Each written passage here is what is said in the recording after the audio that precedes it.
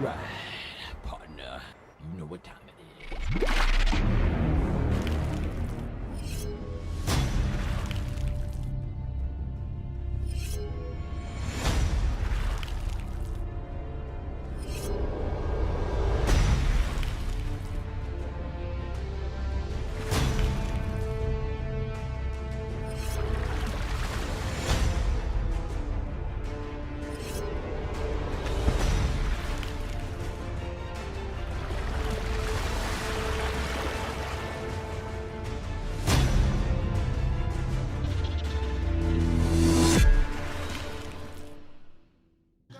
Yeah, just guys, seriously, let's have fun and let's finish this thing. Let's make another one. This is really great. It's much more, maybe not fascinating, maybe not exciting, but it's something new.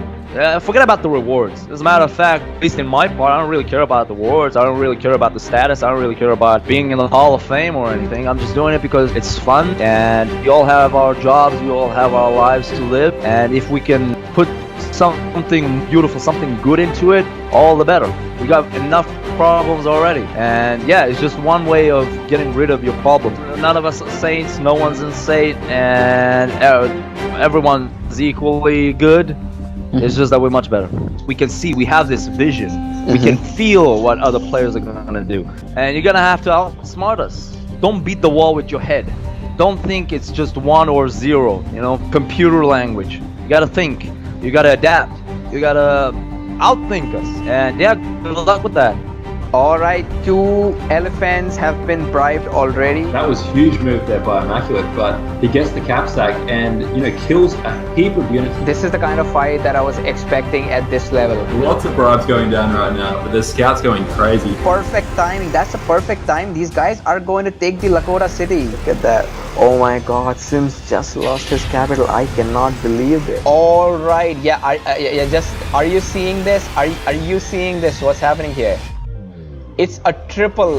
They are going to triple Dragonio.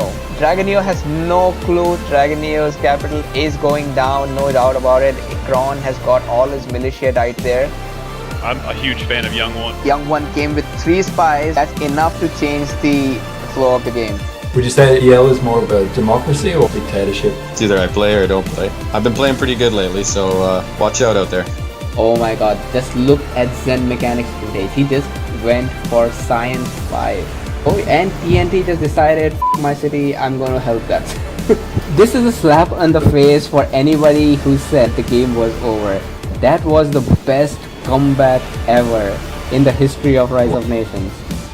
It was neck and neck, man. It could have went either way. Honestly, it was really close.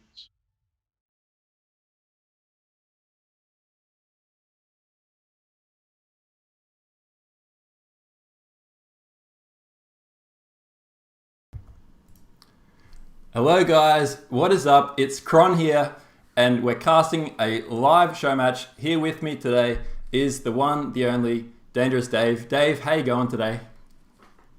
I'm feeling good. I'm excited for these games, and actually I wasn't planning on casting today, but Jetty had some problems with electricity, so here I am. Yeah, we do have an interesting story, a bit unfortunate, but yeah, long story short, myself and Jatin were due to cast this match, but Jatin just messaged us earlier, and he said that unfortunately the entire power cut out in his house, and then he went to check his street, and unfortunately all his neighbors still had their power, so it was just his house which was affected. I'm not sure if that is just the unluckiest power cut of all time, but I know he'll be trying to tune in. And Dave, thank you so much for coming in on short notice here to cast this match, because let's be real here, this is possibly the most exciting match of the tournament so far. It's TUF Alpha versus AZ Dragons. It doesn't get any bigger than this. And just because this is such a special occasion, we thought we'd do something a little bit different today.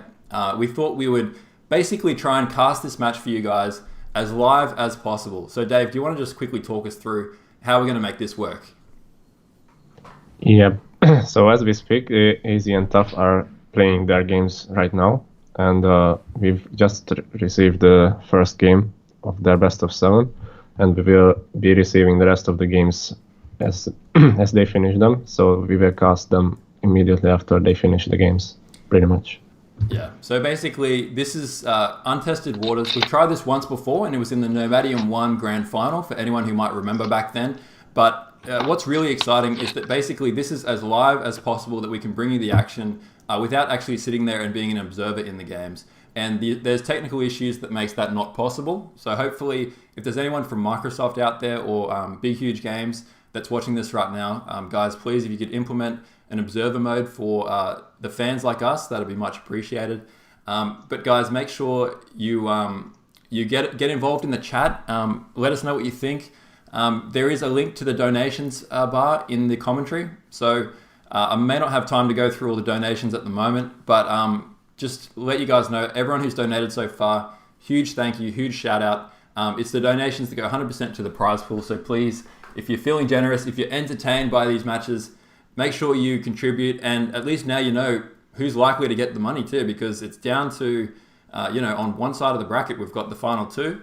And on the other side of the bracket, there's been a couple of delays, but we can already see that EL are in the semi-finals there. And then they'll be up against either PLA or against LAT. So we're really getting down to the pointy end of the tournament now. And we know basically what it's going to look like. It's obviously the grand final is either TUF Alpha versus AZ Dragons, which is the match today. And then finally, the second finalist could be EL, it could be PLA, it could be LAT. What do you think, Dave? Are you fancying your chances of going against PLA or LAT, or do you have a preference between the two? No, not really. Both of these teams are really solid. It's gonna be an interesting match for sure to see who wins that. But I'm looking forward to the challenge either way. Yeah, I agree. I think there's no such thing as an easy team. You don't make it to the championship bracket by chance. This is 24 teams. Not 24, but 20 teams that started out, and we're now down to, I believe it's only 5 teams left. So there's not many that can come from behind here to win. But we'll wait and see how it all plays out. And guys, make sure you use the hashtag TUF versus AZ if you're on Twitter. I don't know if anyone uses Twitter these days. I personally don't. But that would be much appreciated. The other thing as well, guys, I'd really like is if you can go over to Reddit.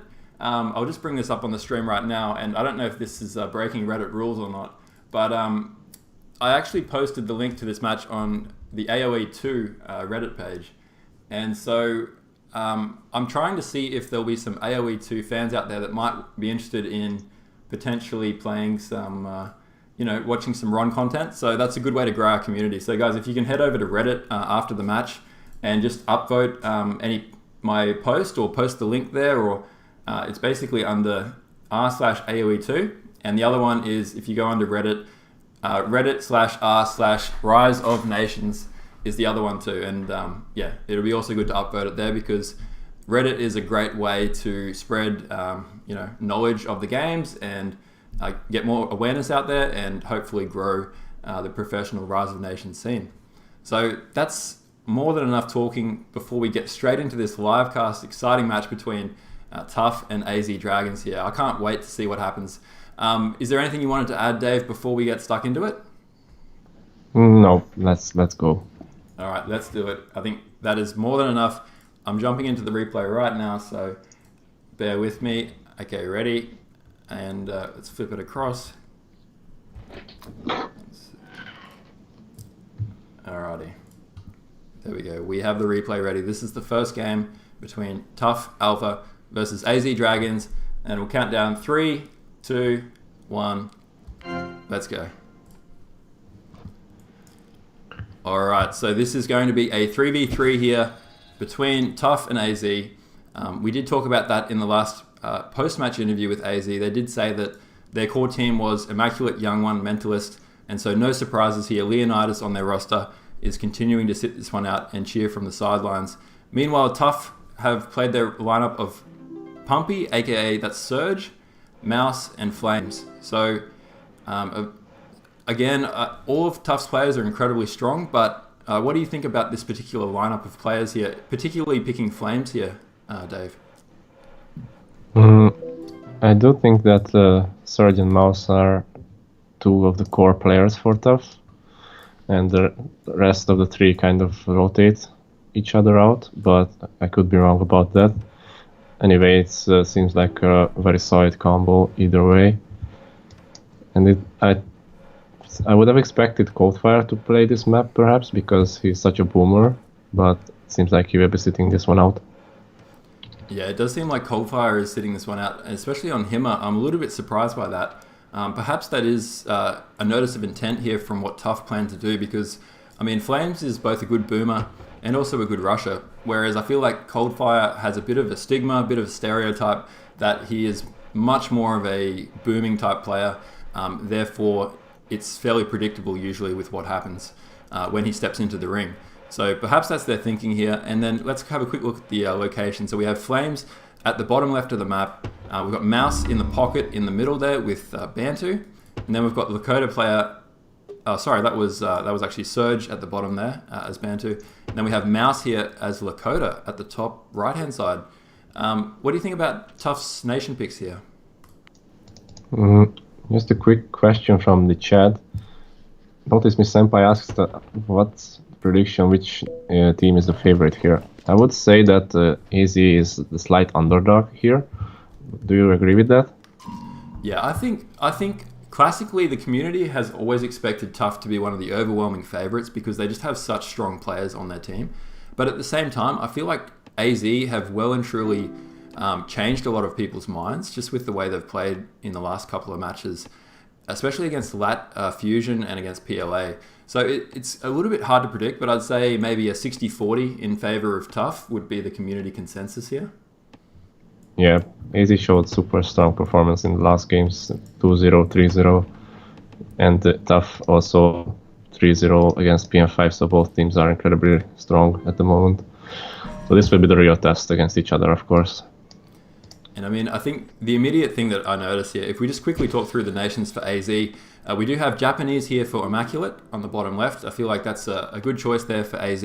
Immaculate's proven himself to be incredibly strong with Japs, often going for Commerce 2 builds on land maps, which sets up his economy for a really strong mid-game. And then you have AZ Young One going for Nubians here, which I also just from, I guess, talking to Young One in the past is his favorite nation and one that he plays really strongly.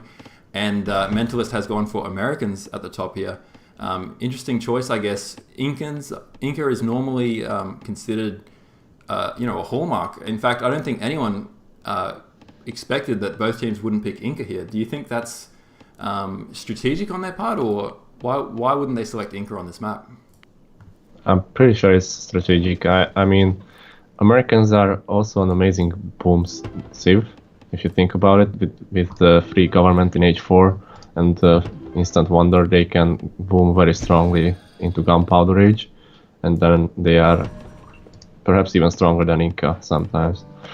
And Inca are great on any map, pretty much. So I guess they are saving Inca for some other map, and I like this strategy. Yeah, I think it might be a case where both teams probably expected the other team to go Inca, and therefore they've both saved Inca for a later round. But I agree, I think Americans are incredibly strong. We haven't actually seen Americans as much as I thought we would in the tournament. I mean, they have made an appearance, but generally teams have tended to opt for Inca or a rushing nation such as Iroquois or Bantu instead. And I mean, the interesting thing here is that, tier 2 versus tier 2, you've got Surge versus Fringe, aka Mentalist, American versus Bantu. What do you think the strengths of Bantu are going to be in this match? Since it's a 3v3, it's going to be a completely different dynamic than a 4v4, and we can expect a bit more raids and aggression, and Bantu are definitely well suited for that. But Bantu are very good for booming as well, so they are overall one of the best saves for this map in my opinion, because they can push to the center, grab more land, and we can see that there are some crucial rares in the center, like relics, silver, and sugar. And they have Lakota as well, so they are gonna look for more map control than the opponents, who don't really have anything to grab more land with. Yeah, I completely agree. I mean, the big story of this game, I think, is going to be, first of all, what Mouse intends to do with his build order. We can see actually he has gone for Commerce first, and then he's following that up with Civic here, not going for Science 1, which is quite common, but at the same time can be slightly risky sometimes. So I think he saved that because he has Pepe right next to his cap. So that could be a good one by him. Oh, very good point. Yeah, exactly right. He's definitely going to make the most of that Pappy and then collect the bonuses from the ruins once he's secured that science. You can see he's building his civic as close as possible here as well. And I like the city positioning here from Mouse. I mean, I can't really see any reason for him not to build there because he's got a straight line between his second city and his capital. So therefore his caravan route is not going to be under threat. Yeah, and it really pushes the American player as well, who will have a tough time grabbing a wonder in this case if Lakota is right on that doorstep.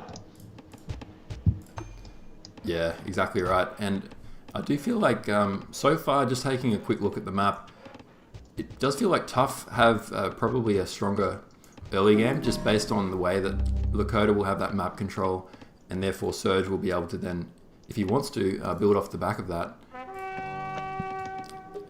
He definitely can, and he looks like he is trying to do that. He's placing his city right now below that. Yeah, he is building his second city, and being Bantu, for anyone who's new, Bantu have the ability to build 2 cities for the price of 1, basically. So once this city finishes, he can then select and build a 3rd one. And you can see that TUF are lining up in a really strong position to hold map control. And importantly, that will potentially secure them relics and sugar, as well as the silver behind. And they also have diamonds behind the trees. So just in the early game here, combined with silk as well, it does feel like TUF has some pretty good rares, particularly with Pappy in a safe position. They can really boom for a long game here, it looks like, if they want to. Yeah. I didn't see many great rares for AZ so far. I mean, they have gems, which is gonna help a lot with the territory. And they have die in the corner, but it's about to get towered. So no real library rares for them that I see. Yeah, nice tower there by Mouse, and yeah, that's got to be frustrating for the AZ guys. Not sure if they're aware of that, and that's just more citizens of Mouse coming across to finish that tower. So there's no way that's going to be stopped by the AZ guys here. And you can see that Immaculate should be able to see this if he, yeah, he has spotted it now, so he will move that merchant by the looks of it. But yeah, that's just the power of Lakota. And if anyone thinks Lakota is, you know, an insanely overpowered nation, I think it's a classic nation where it really comes down to the player playing it and also the circumstances, because in the hands of a specialist Lakota player, Lakota can be unstoppable, but it can also be a very, very vulnerable nation, I find, as well. Yeah, it does have its weaknesses, definitely, but the power spike for Lakota is in the early game. Since you get usually more ruins than everyone else, you can annoy your opponents with these sneaky towers on the rares, and it helps out your whole team, not just you. So you have to make full use of that. Meanwhile, some raids by Mouse on America. Yeah, some really nice raids there. And you can see that where has Mouse built this Rax, he's actually built it at his natural city, so he's not doing anything incredibly risky here, just applying pressure on Mentalist. You can see this caravan should be safe. Mentalist is getting his barracks up, and it doesn't look like he's going to be denied. So yeah, a classic case, like you mentioned. It seems like, you know, in these early stages of the game, Lakota is incredibly strong, but America is almost the opposite. It's a nation which gets stronger and stronger the longer the game goes on, whereas Lakota has a bit of a weak period there in, say, age 3 and sometimes age 4, depending on the boom. Yeah, America is more like a slow crawl to a victory. It's not such a fast nation early, because they don't really have any eco bonuses, but they get some free stuff every now and then, and just having extra income from your army is super great. Yeah, it does look like another merchant went down as well on that die at the back there. I think one of the players may have not realized it was towered. Yeah, that's a bit sloppy, because I'm pretty sure Immaculate spotted it, because right before moving that merchant, he researched Civic 2. And he's placing his 3rd city as we speak. Yeah, you can see, it looks like Mouse is messing up a couple of archers, just going for some cautious raids. I'm interested to see what Mouse goes for as a build order here in age 2 as well. He's actually already well and truly the first player to age. Yep. Looks like the Nubian player has been untouched for this game so far, which usually you don't want if you are tough, but I think they did good damage on Mentalist. Young one could be a threat, of course, because Nubians have that trade and they can invest into a rush or a boom, either way.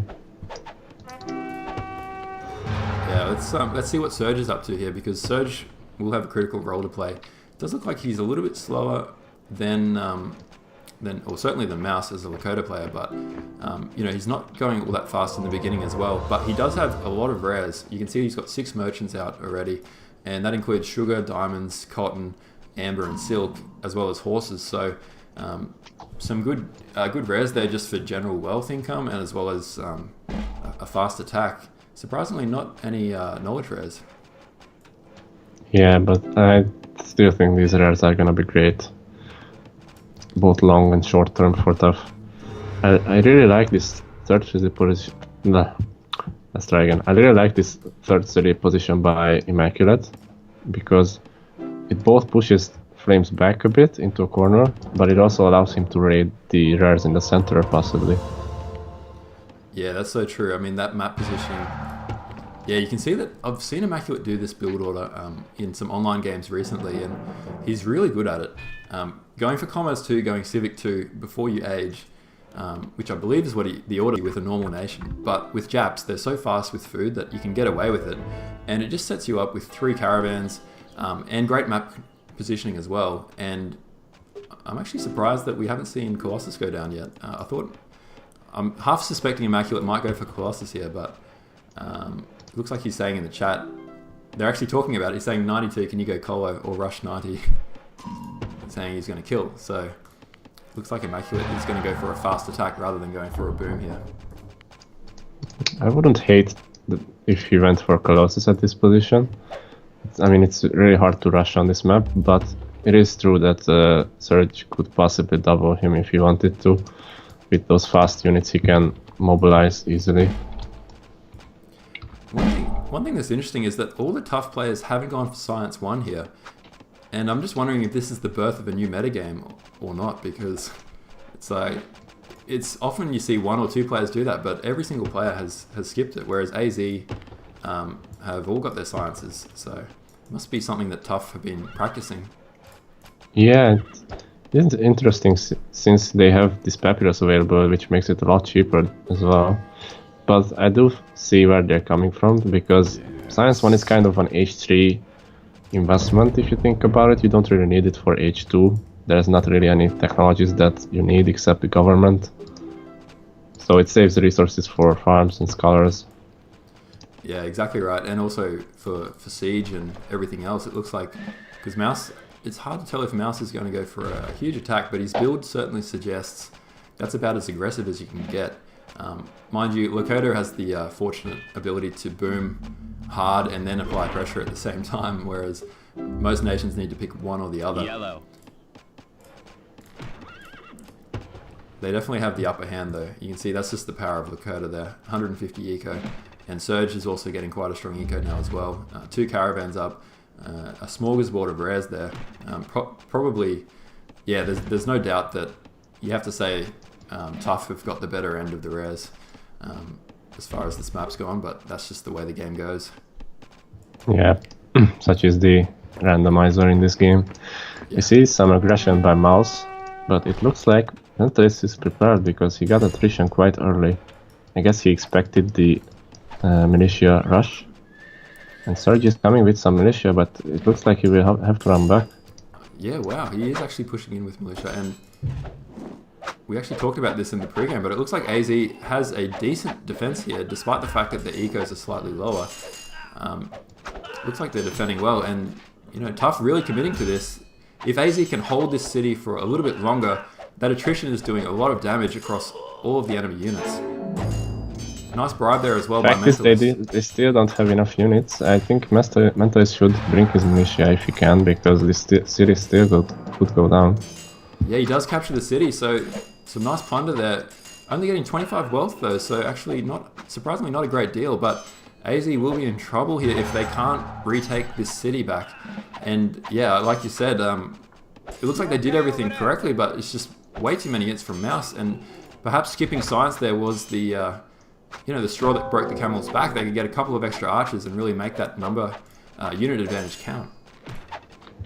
Yeah, Mentalist did talk about how using workers, militia, is not the best play, or I don't know, not the honorable play, but I think he would have definitely made great use of them here.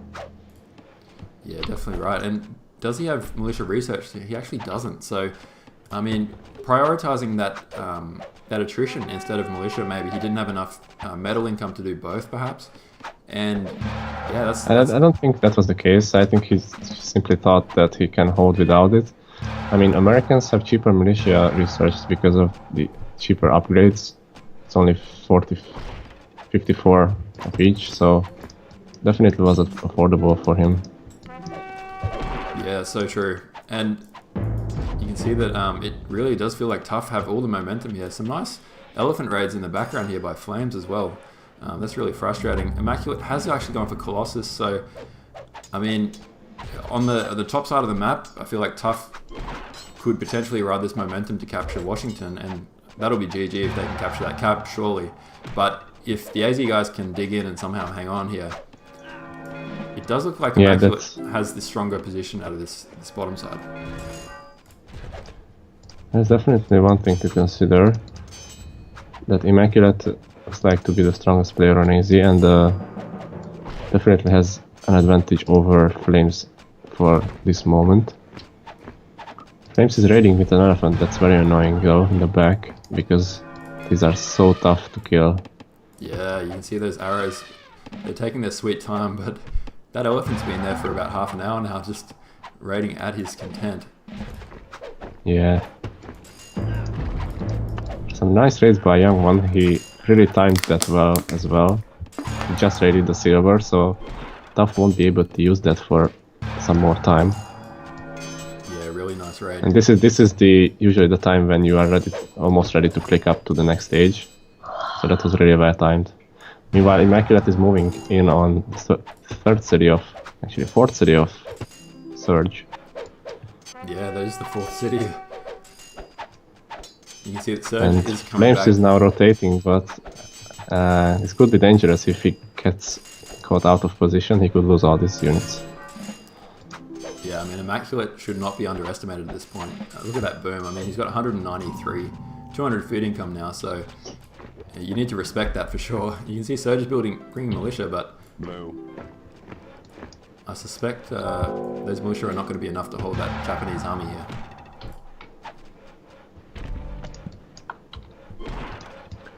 Mentalist is still recovering a bit. He needs to work on his food eco, because I feel like Mouse won't be in such a big hurry to capture this capital. I mean, it would be great, of course, but at this point Mouse has the advantage and he can just boom away if he wants to. Meanwhile, American player is struggling.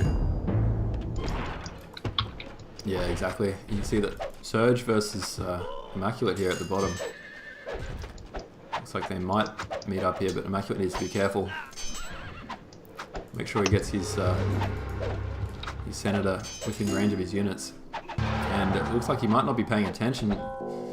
Lost a lot of units for no gain there. Oh yeah. It was a bit of a blunder to take. And I feel like Immaculate should have just run away right after capturing the city, because he doesn't really have a chance to hold this right now. And he could get caught between two armies now. Yeah, he does need but to be careful. If he's smart, he can run away to the left. Oh, and this hero elephant is walking back from the front lines back to the trenches here, but he's going to walk straight through the Japanese city, or is he? Maybe he's going to walk around. No, he's going straight through the tower. The poor guy is going to get poached here. Oh no, he's going to get some last raids in before he goes down, maybe? He's. I wish Rise of Nations had a kill count, because I feel like his kill count would be incredibly high. Yeah. One health. Like he will go down after all that time. Rest in peace. Yeah, rest in peace. A minute's silence for that guy. One thing I'd like to point out is that Surge, after losing his 4th city, he rebuilt it on the silver. That was a nice touch because now he has 5 cities. Oh, yeah, that's often the silver lining of losing your city is that you can build another one. So that's normally 2 or 3 cities is enough. Surge decides he needs 5 this game. Oh, and look at this engagement here. Mentalist is just charging in against this army on hold position here from Mouse, and hard to tell who's making the blunder and who's making the good decision here. But it certainly seems like Mouse's army is not crumbling to the pressure. I mean, those guys just held strong, like 300 Spartans right there. They're holding the line. Yeah, certainly are. And you can see that Surge is coming Mentalist around. is losing a lot of militia here. I don't think he should be fighting this head-on. Yeah, it does look like he's bringing all militia now. It's getting to survival mode. This isn't his last city, so he won't be eliminated, but obviously if he loses this cap, it could be the beginning. He converted his villagers back, but he really shouldn't have. He needs them right now, and he now uses them as militia again, but could be too late. Mouse does have supply wagon as well as Surge, so you can see that, yeah, the rares, having relics for TUF is really helping right now. They're way ahead in knowledge, and unfortunately Mentalist, yeah, his knowledge income's not too bad, but yeah, he's just been battered so hard by losing that first city. Yeah, it hit him so hard, especially because, well, he couldn't recapture it, but even if he could, he lost all those farms there. And it was just a downhill game from there. It really came down to that one moment where he didn't bring his militia, which would have saved him, I think. Yeah, that if they'd held that city, it would be completely different right now, but that's just, yeah, led to a downward spiral here for AZ so far. A moment of frustration for AZ. They just spotted first because it's become in the territory of Mentalist, and Nubian player can see it now. Oh, wow, that's yeah, one of those annoying things. Hey, I still actually can't see it. Whereabouts is Furs? You might need to help me. It's to the right, to the left of Mentalist's capital. Yeah, and there's actually ruins right next to it as well. So Mentalist does get those. Oh, and Immaculate sending food to Mentalist here. So after all that was said and done, the AZ guys have still held Washington, and he's managed to move his capital now behind. So at least there's, for their sake anyway, for the AZ fans watching this, they haven't lost their cap, so they're not down and out. But it certainly feels like TUF are in an incredibly strong position from a long game perspective, with the exception of Immaculate here. Yeah, I mean, TUF has done a good job of booming behind this pressure. They didn't slack on the knowledge, and they all have comparable knowledge incomes to Immaculate actually. Meanwhile, even Young One has been struggling with the knowledge. He has 75 and Mentalist is way behind that. Yeah, you can see Young retreating here. He doesn't have enough units to take on Mouse in a one-on-one, and he does know that Surge is there too, so he's got to be very careful to avoid a 2v1. Immaculate and Flames have been going at it at the bottom for quite a while now, and it looks like just crossbows shooting arrows at each other for half an hour. Yeah. And it's not a fight I would be preferring to take with if I was Immaculate, because with Colossus he really needs to build up his numbers before steamrolling his opponent. At least that would be the optimal way of playing it. Yeah, and very, very true. I mean, he's stuck. He's in between a rock and a hard place, I guess, because I feel like you're exactly right. I mean, ideally he should just boom up and mass a big army, but he also probably is aware. He has the game sense to know that his allies are in trouble, and he kind of needs to kill like fast as well. So yeah, I agree. Maybe he's probably being a little bit too eager taking those trades, but yeah, there's a balance here. Yeah. He is on a timer for sure, because his allies cannot hold forever, as things stand. Yeah, you can see. And not to forget, TUF have the better rares as well, with Silver, Peppy and Relics and whatnot. Yeah, those are some really, really nice rares.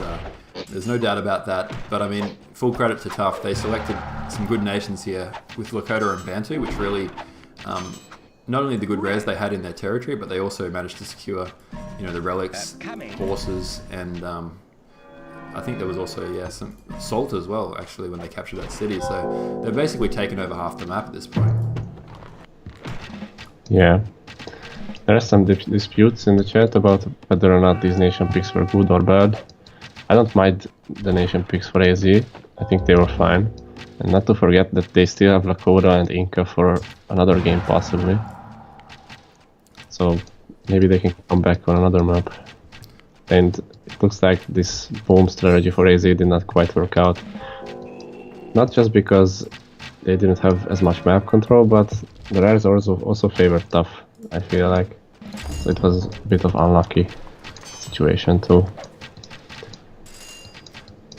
Yeah, exactly. And really just, I mean, we already talked about it, and it may not have decided the entire game. Oh, look, all militia being pulled here, so this is going to be a dramatic moment in the game. Assuming that TUF go in, and I feel like TUF don't need to attack here. They can sit here and basically play at snail's pace if they want to. The only thing that'll be a risk to them is if they dropped right now. Yeah, or if Flames takes a bad engagement. But so far he's done a good job of holding, and the thing about Flames' strategy is that I think he wants to keep the Colossus players' numbers low, and that's why he's constantly fighting him. I actually like that. Yeah, definitely. It's always a really good strategy to trade as much as you can with a guy with Colossus, if it's an even trade, of course. And Yep. And this big militia pool has forced TUF back, so TUF have retreated, but I do feel like that's the right move there. No need to take that engagement against what was countless militia. Pretty sure that was Young's entire economy there, so yeah. Yeah, this might have hurt Young One more in the end, because he didn't really kill anything with this. They forced TUF back, that's nice, but having your eco is better. Yeah, and that's wow. Look at Surge's eco right now. Basically 200 across the board of everything, and I believe that's 9 rare resources as well. Same as Mouse. I mean, Mouse doesn't have quite as much knowledge. Quite as much wealth, but very, very good ecos across the board. And yeah, the power of their play combined with some good rares, they're really pressing their advantage right now. Yeah, and this is when the Bantu pop cap is gonna act almost like a Colossus, because he can just make as much army as he wants to. And not to forget that Indians, if this game goes to H4, Indians are gonna be brutal in H4 with those elephants. Oh, definitely. And I mean, if Flames can get his elephant count up, the good thing for Flames right now is that, well, actually he doesn't actually know about it. So sorry, I take that back. I was going to say the fact that he can get horses, but he hasn't captured horses yet. So that's definitely a rare that if he gets a second to realize that, it's really going to help him out as Indians with that elephant spam. Yeah, he does have sugar, which helps him, and the Indian bonus of 15% cheaper elephants as well. So he will be fine even if he forgets horses. Yeah, that's very true. And one thing I didn't actually know earlier, but you mentioned that Americans have cheaper militia research. That's something that I wasn't aware of, but have you always known that? How did you realize that? Well, the description says that 25% cheaper military ground unit upgrades, and I guess militia counts towards that. I didn't notice that for a long time as well, but it's actually nice to have. Yeah, that's the beauty of this game. You literally do learn something every day, and it's been that way for so many years now. So it looks like stabilized position on the top, but of course this favors TUF with the much better boom here. Young One and Mentor started holding on with the last breaths, but this is not good for them in the long run. Immaculate is not making enough progress, I think.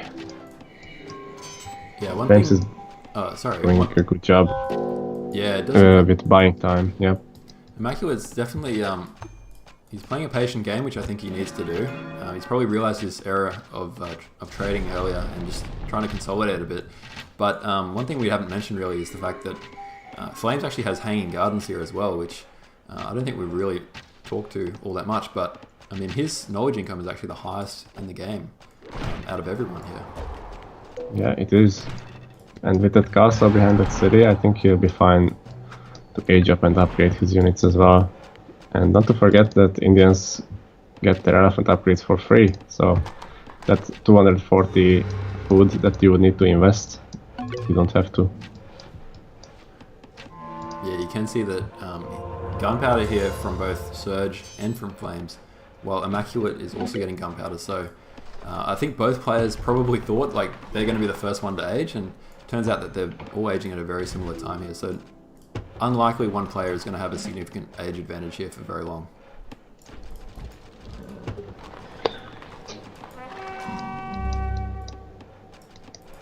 I gotta say, TUF has done a good job of preserving their armies. I don't think they've taken a single terrible engagement in this game, and that's helped them out a lot in securing the potential win in this game. It looks like they do have a much better position at the moment. Yeah, absolutely. And I mean, I feel like this is one of those games where, you know, we can talk about rares as much as you want, but I feel like part of this game was won by TUF just on the, you know, before the battle even began, just on paper, when they sat down and strategized and decided to pick these nations, because it was quite clearly something that was very intentional. They're very cognizant of this strategy because they all skipped science, they all went for very aggressive builds, and basically got the momentum by capturing that city. Yeah, pretty much.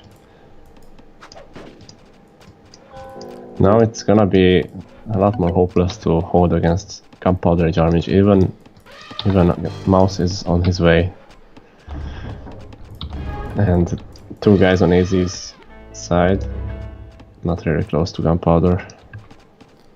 Yeah, you can see that it does look like Flames has got his Monarch now, so if those elephants were cheap before, they're even cheaper now.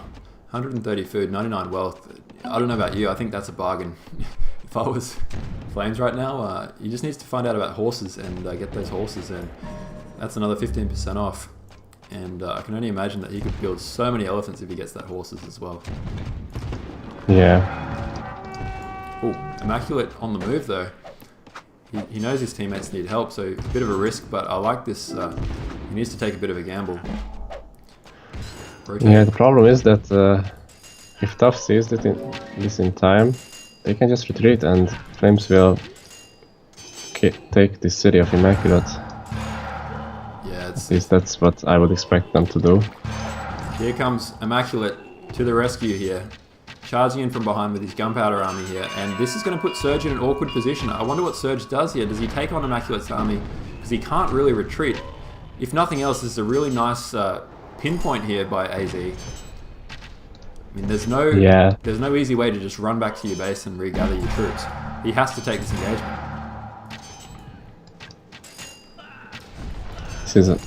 This is AZ's Hail Mary, pretty much. They're hoping that this will destroy TUF's armies for a bit, and then Immaculate come in his side possibly. Problem is that Flames is not screwing around. He's already rushing in for the city. Look at this though. I mean, Surge's army is actually dropping like flies right now. I mean, he had a huge army, but I mean, just caught in a very, very awkward position where he knew he has to either fight the fight and just see what happens, or run away and lose half of his army for nothing.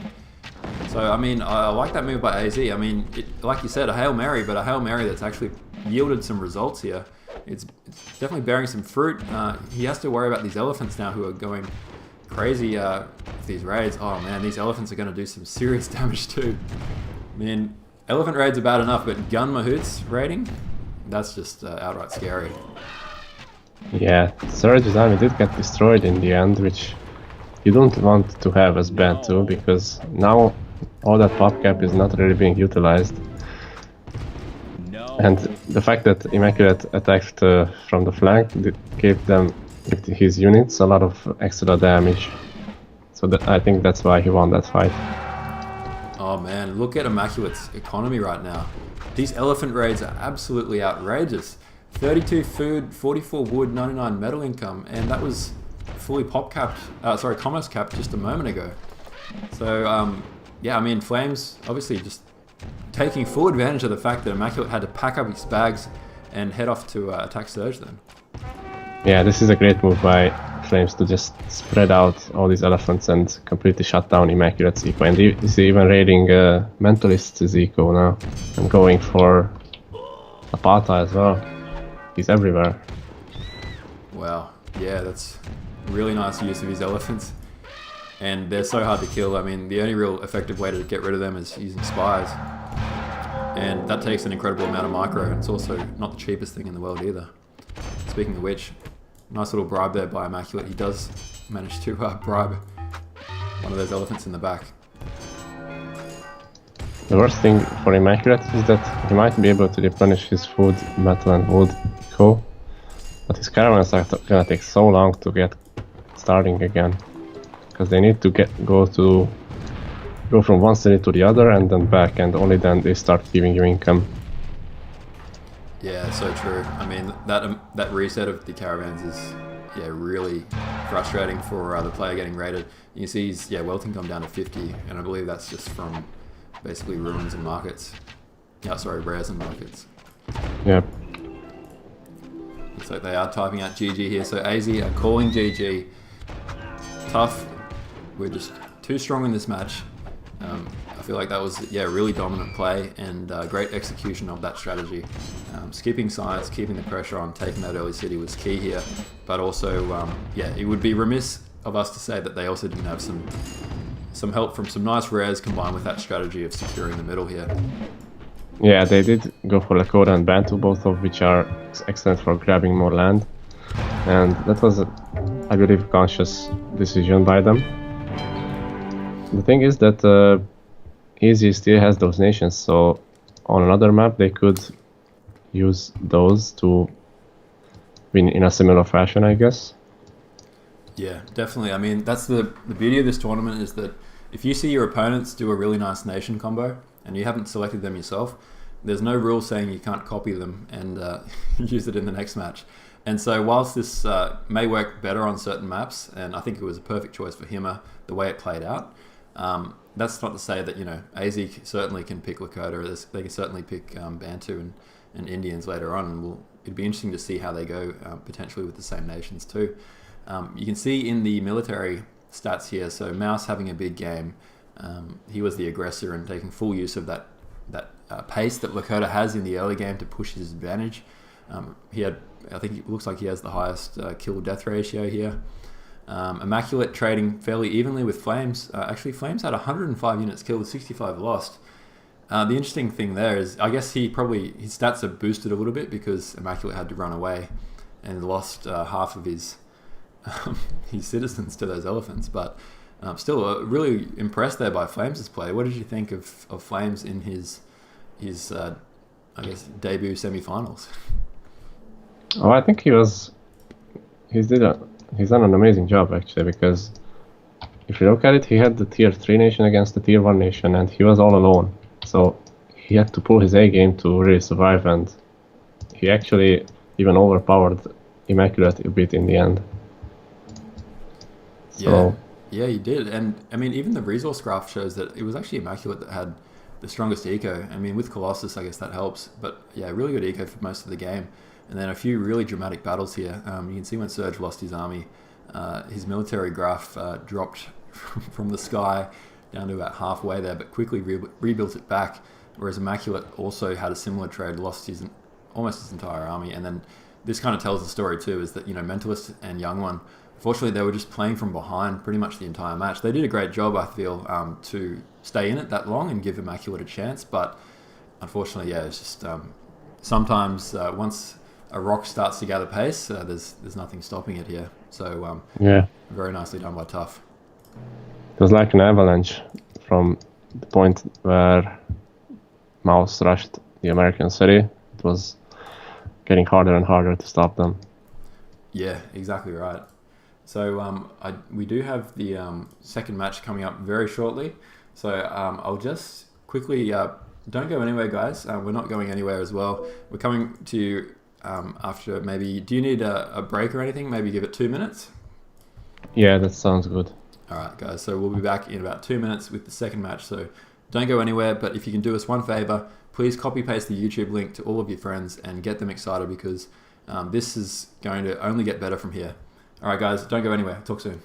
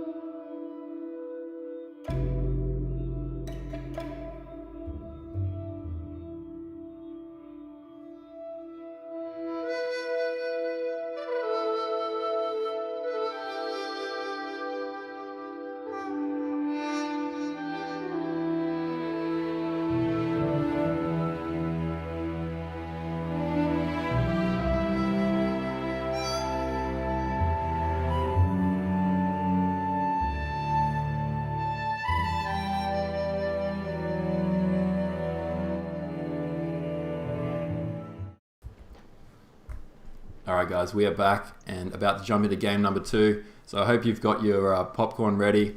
Are you ready to get started, Dave? I sure am. Alright, let's jump into it.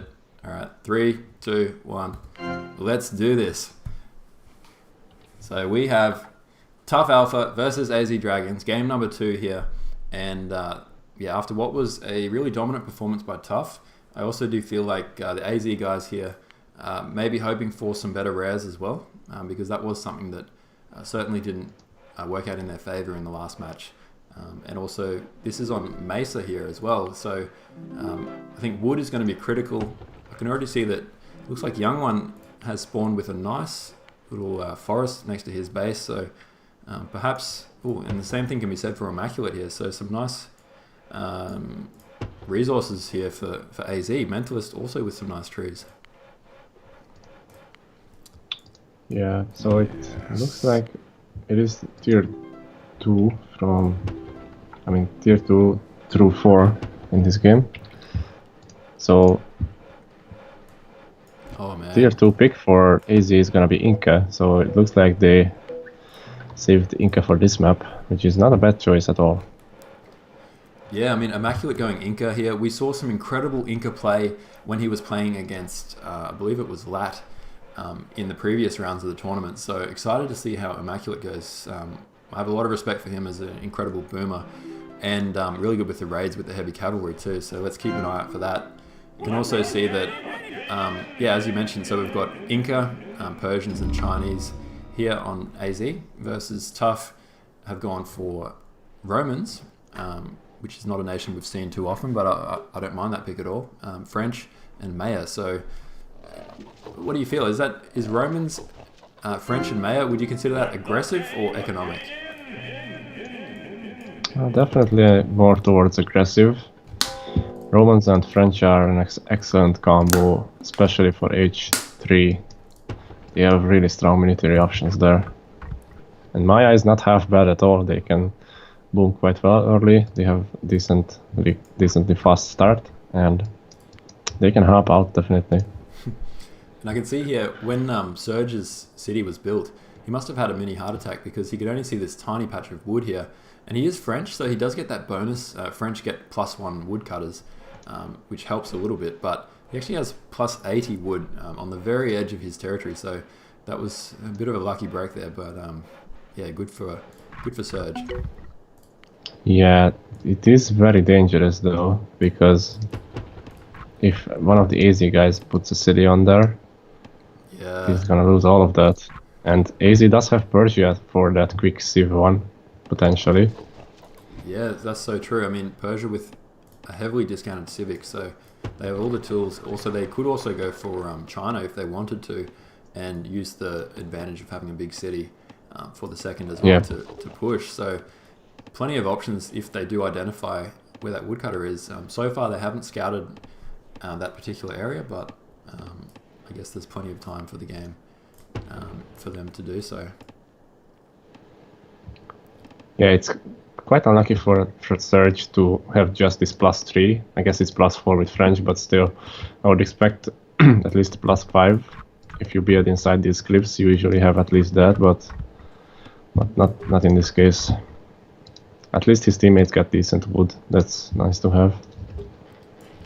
Yeah, it does seem like Serge got the short end of the stick as far as wood goes, although it could have been a lot worse. But yeah, risky position here.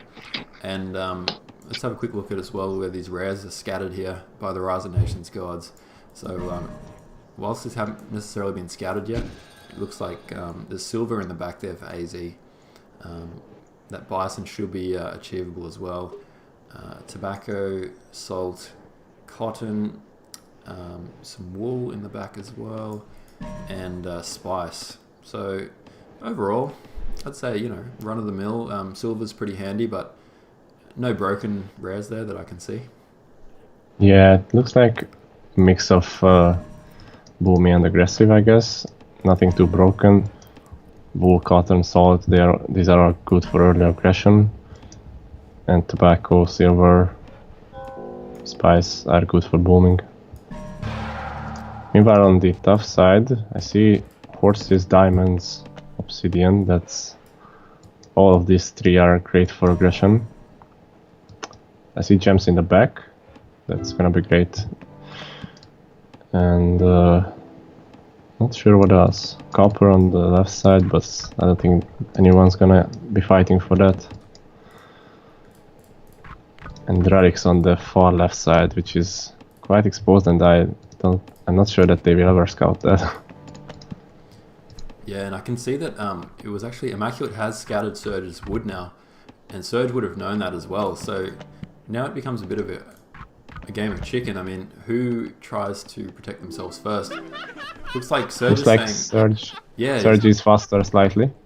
And he's going for Civic 1 here, so this is going to be a very, very pivotal moment of the game because, I mean, if he doesn't get his city down here... Oh, and they're both going for Civic 1. So Immaculate is trying to do exactly the same thing, but I think Surge has got there first. He's got his Civic done. He doesn't have the food income yet, though. Who's going to place it first? This is very close. Damn, I thought Surge would have it, but looks like... Surge has got it. Surge has got his city down there. And yeah, you can see that Immaculate was not far away. He literally placed his city moments afterwards.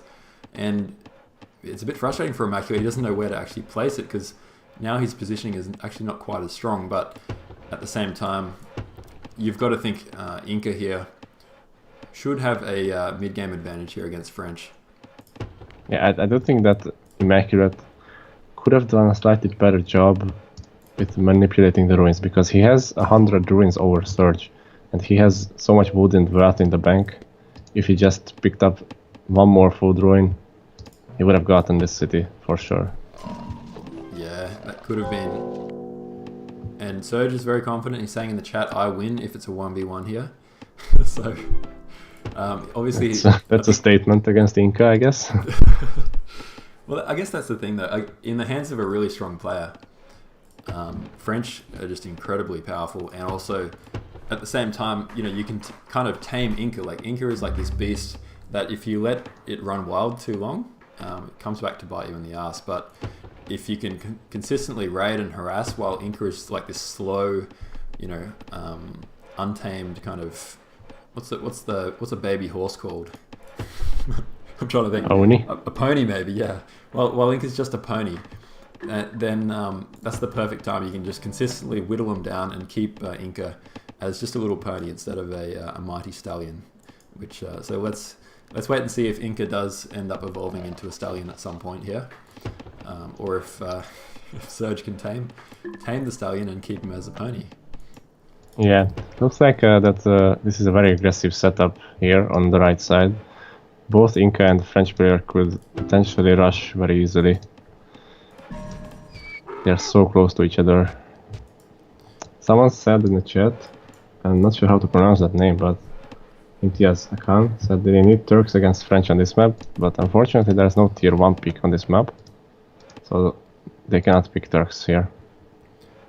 Yeah, that's so true. You have to pick tiers 2, 3, and 4 here, which is interesting kind of dynamic because yeah, we're only seeing the so-called weaker nations going at it, and yeah, no Japs, no Lakota, and no Turks.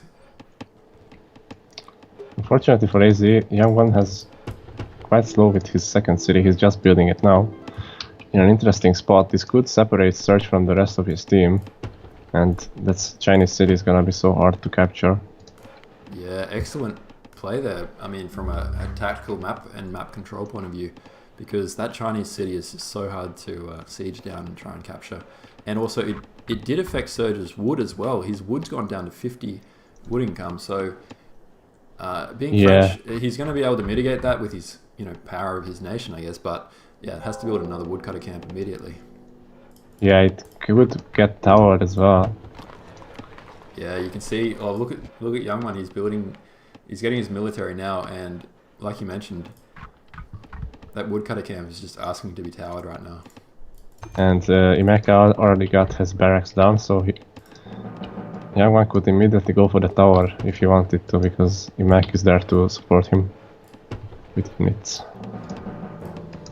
Not much going on the other side. Flames and Mouse have been just going for their 100 eco each. Yeah, I think in the chat, Mouse actually said to his teammates that he's thinking of going for Colossus here because he fancies himself against the Persian player.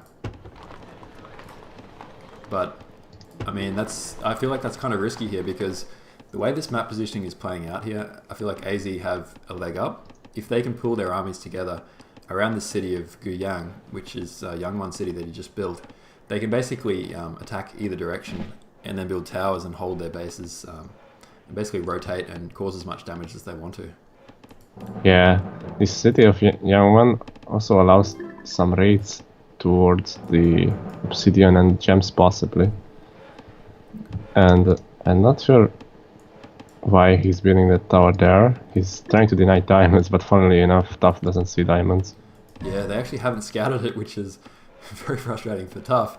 Or at least they're not frustrated because they don't know about it. So sometimes ignorance is bliss here. Yeah, the diamonds would help them out a great deal with spamming archers early. And like you said, the positioning for AZ seems to be way better because if they want to, they can triple Surge. He has nowhere to run. Yeah, and nice raid here as well, picking up obsidian. And Yep.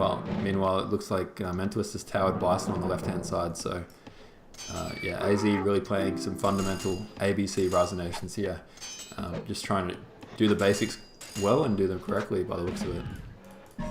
Looks like Mouse is going for the Colossus straight away. Not sure that's a good plan, since Surge is so separated from his team. Yeah, this decision is going to go down as a masterstroke or a blunder, based on the way I guess AZ react to that Colossus. Because I mean, if the game plays out into the long term, that might be a masterstroke. But like you mentioned, it basically means that Mouse won't be as mobile. He won't be as fluid and reactive to his teammates needing help. And I mean, he's already unable to really apply pressure anyway. So you can see in the chat, AZ's actually saying, "No, do you want a triple 90?" Immaculate saying, "No, we 2v2 here." So Could be a safer option to just go for the double, because they can still overpower him. And Mentalist would leave himself open if he rotates all his army around, so I don't hate that decision. But I think they are on a clock here, since Romans with Colossus is very strong. Nice raid by Young One on the gems. No units there by TUF, and these merchants are all gonna die. Wow, yeah, really good raid. And I mean, you think TUF would have seen that coming because they already lost Obsidian earlier, but yeah, nice play there. And you can see Hanging Gardens as well is the response from Mentalist. So it looks like Mentalist backs himself in a boom 1v1 against Mouse. And well, they do have silver, and I didn't see any libraries on TUF's side, so I guess it could work out. Yeah, look at that. I mean, this Chinese border push is so insane. Look at this. It's got one tower of the Mayan player under attrition, and the other tower from Mouse also under attrition.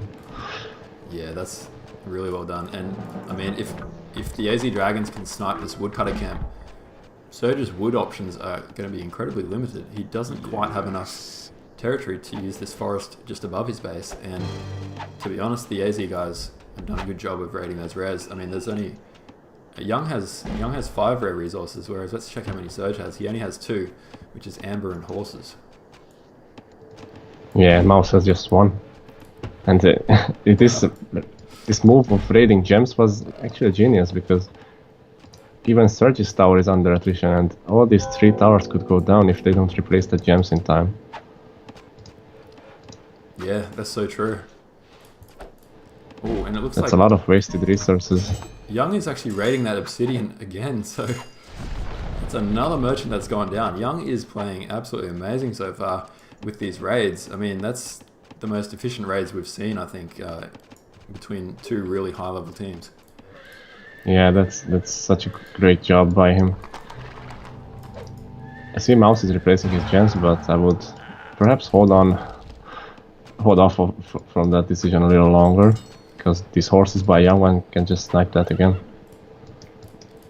Yeah, you can see some really nice micro here too by both players. Flames trying to bribe those horses, and Young paying attention, making sure they don't get bribed. Surge went for Despot, interesting choice. Do you agree with that? Don't you think Senator would have been better for defending against 2 players, maybe? Yeah, I think it's always a tricky one. It's funny actually, I've talked about this topic with with Coin a lot, and Coin is a very big advocate of French. Not just because he is a Frenchman himself, but because he loves to play as French as well. And he personally believes that Despot is the best choice to defend. I would actually disagree with Coin though. Generally speaking, I feel like Senator is better, because until I didn't realize this, but you can get double healing with your Patriot and with a supply wagon. So, yeah. Whereas my understanding is with Despot you don't get that double healing, so it's not quite as strong to defend with. Plus no bribe as well. Yep, and Plunder is nice to have, I guess, even if you're defending, but I would still prefer Senator, just because you can get a bit more eco and you can reinforce so much easier. But it looks like the French player will be able to go aggressive here, because Immaculate is not quite ready to attack yet. He went for that Science 2 for some reason. And he doesn't have enough units right now. Yeah, it doesn't. I think he will need some help. Yeah, this is a tricky situation. He is bringing militia though. I like that move by Immaculate. He was a little bit vulnerable there for a second. He needed to push this, you know, French kind of incursion back, and just borrowing those militia, getting them to get their pitchforks up, has really paid off. And oh, nice raid there by Young in the background as well. AZ really turning And up the gems went down again by Mentalist. Oh my god. It's gotta be so frustrating for TUF now. Yeah, that every merchant that you kill in the early game is just so huge, because the rest of the entire match, that's resources that you're missing out on unless you replace it, and replacing it is not cheap at all. Yeah. And yeah, it does look like the tower from Mouse would go down, and Flames' tower is almost dead. Surge's tower went down as well, and he doesn't have a tower anymore. And I'm just checking if he has militia research. He does not. So this could mean spare trouble for Surge. Yeah, this looks like it looks like AZ are playing a strategy of basically applying maximum pressure to Surge, hurting his economy, and also knowing that they have the comfort of this Chinese city, which has such a huge amount of HP, and which Flames is desperately trying to siege down, but it just takes so long. It's giving Young One all the time in the world to build towers, to get his army in position, and basically do whatever he wants. Yeah, it would be even better if he could research attrition, but he doesn't have the resources for that. He would, I mean, the TUF guys would have no way of attacking that city anymore. Yeah, so true. I mean, Flames has gone for Senator, so he would be having to wait for age 3, which might take some time given he doesn't have all that many knowledge rares. In fact, he's only got 3 rares as well. So Amber just went down again. So if we did a counter on how many rare ruins merchants have been raided in this game, I think we're looking at least 12 so far, maybe possibly more. Yeah, some engagements going down between Surge and Immaculate, and these engagements definitely favor Immac. Surge needs to save every unit he has because his eco is very bad, and Immaculate's eco is 150. Oh, look at this. Surge is bringing his militia. I think he knows what time it is, and Immaculate knows what time it is too. It's militia time, baby. Yeah, and I wouldn't think I have a chance if I was Surge here, even with all the militia in the world. And if there's any AZ fans out there, they're definitely cheering right now, and the TUF guys are holding their breaths because this is certainly looking like a really strong attack here by Immaculate. It's militia against militia, but that's a massive Incan warhorse army here versus French with healing. Immaculate even got a second stable. That's such a nice touch by him because he can reinforce this heavy cavalry so much easier. Look at those heavy calves coming in. They're queued up on both stables here. Surge doing everything he can to hold off, and surprisingly, he's managed to kill the initial attack with militia here. So, can Surge do this, actually? Surge still has half a chance. Yeah, it's just that unless he has a decisive victory here, I don't think he can hold. He has no eco left. Wow. He's done a good job, actually, but look at those horses coming out of those tables still. Oh, and even Young One can help him if he wants to. Yeah, exactly. I mean, I must say that was a really nice hold there by Surge, but it's kind of like that that meme you've seen where Wario's sitting there saying, "I've won, but at what cost?" It's cost his entire economy here. It's 40 food, 20 wood income coming in, and meanwhile on the left-hand side here, you know, his allies are no slouches here. Immaculate's allies, Mentalist and Young One, are doing a great job, kind of just pigeonholing these armies and keeping them from being able to help Surge when he needs it most. Yeah, Young One even got attrition now, so as long as he holds this city, he's gonna be fine. And Mentalist has done a good job of supporting him. He's been pressuring Mouse all this time. I think it's a matter of time on the right-hand side. Yeah, you can see Flames in the chat actually saying, "Damn, this split." He knows how frustrating it is to have that Chinese city there, just like the Great Wall of China, blockading his army from helping Surge, and Surge has lost his city now. And look at Surge's economy. It's basically nil at this point. It's dropped off the face. This is like the stock market after COVID-19.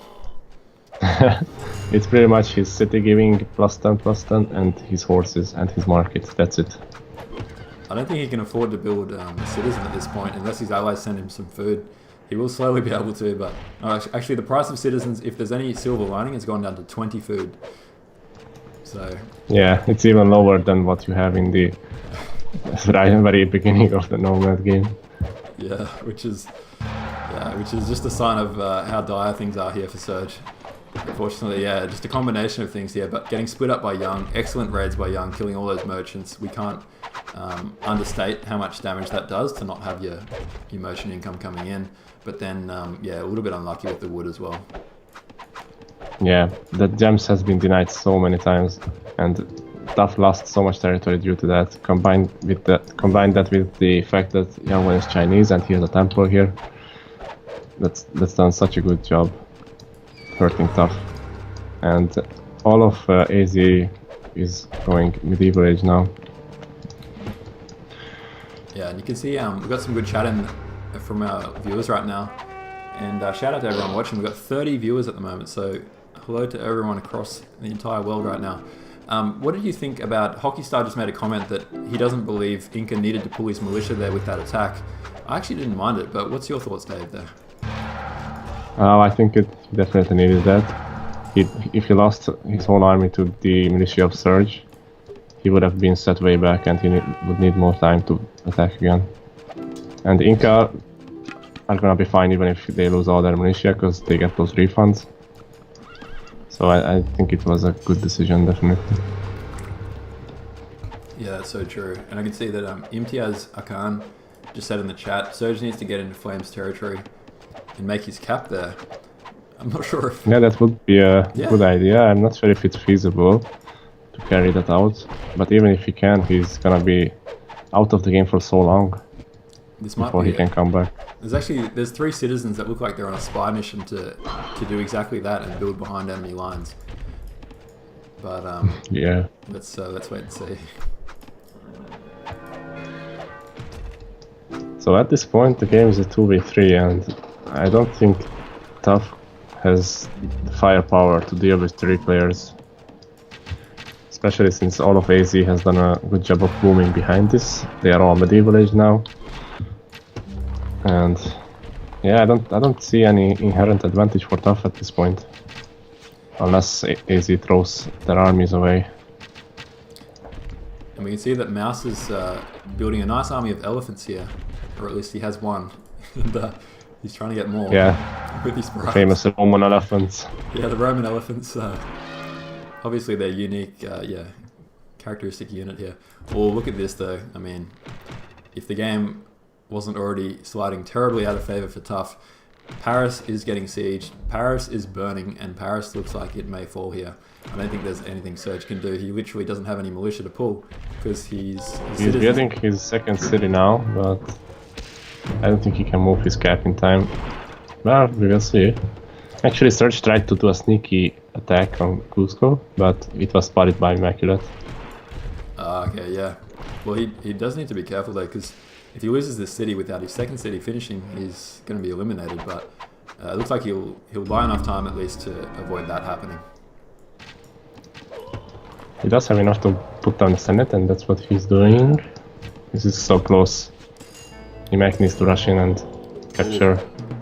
Yep, he does get the cap sack, and importantly gets that timer to start, and Surge is still in age 1, so there's no forbidden city. You can see in the chat, Flames is saying, okay, that's GG. And it does look like Mouse is also...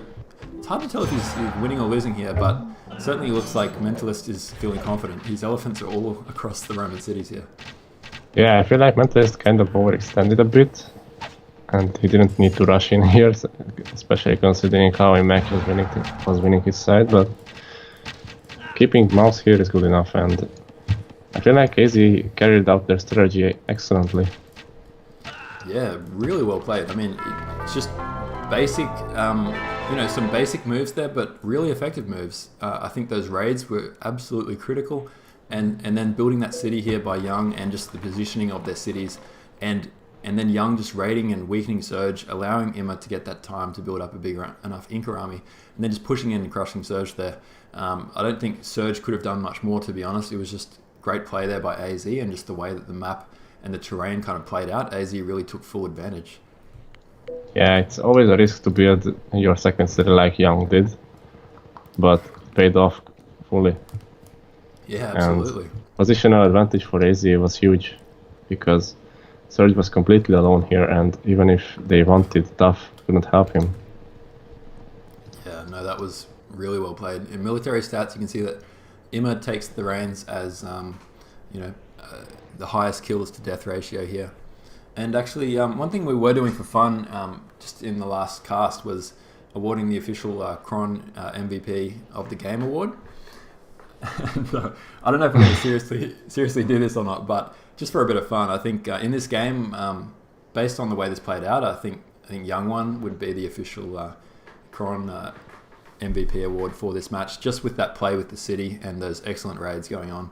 How about the last game? Because it would be remiss of us not to at least comment on who you think the player of the game was. Well, I think the tipping point for the game was when Mouse captured the city, and I think his aggression really tilted the balance on the top side, so I would give it to Mouse. Yeah, agreed. Mouse, excellent Lakota play. I think Mouse picks up the award in game 1, and then Young One here in game 2. And so we'll jump straight into game number 3 very shortly.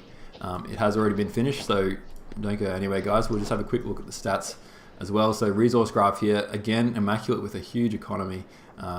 Playing Inca well. Inca obviously is inherently a very strong nation. Once you hit age 2, you can just see that huge boom in the graph. But very strong there. And everyone else generally about the same patch, whereas Mentalist slightly above.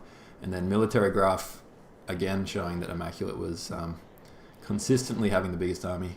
And, Surge did well to hold on to that point, but quickly fell apart there once he had to pull those militia. So that is GG, and I'll update the scoreboard now.